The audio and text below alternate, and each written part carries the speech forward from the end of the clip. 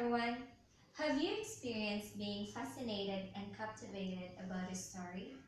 Have you grabbed a book and read about the story and you are captured by the thrill and excitement of the story? Or you grab a book and then you read the story but it feels like you don't want to read the book anymore? Well, that's the two sides in reading a story. Do you know the difference? Because a good story has all the elements. And that is what I'm going to share to you. The reason why you are fascinated and captivated about the story because of its elements. Remember that a story can be written or read in three different points of view. The first person point of view is that you are narrating the story to someone else through the use of the pronoun I. The second person point of view is you are involved in the actions and in the characters of the scenes through the use of the pronoun you.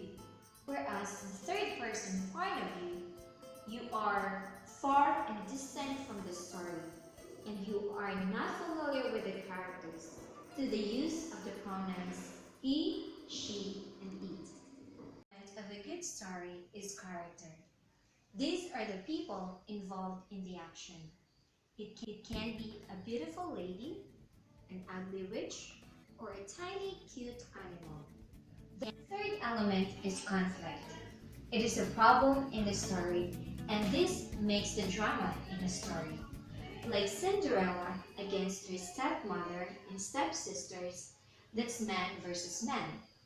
Or it can be man versus society, like President Obama against Americans. Or it can be man versus the nature, you against the flood or a fire. Element is setting. It tells you where and when the story took place. Another important element of a good story is theme. It is the main idea in a story, like the love of Cinderella and his prince. And finally, the last element of a good story is plot. It is the series of events in the story. From the exposition, where the characters are presented, towards the rising action, where the characters went through conflicts, up to the peak of the story climax, towards the end of the story resolution. Are you ready to read or even write a good story?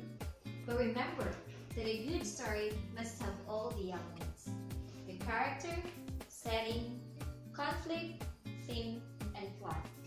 But you also have to remember that a good story must be appealing to the senses and to the mind of your reader.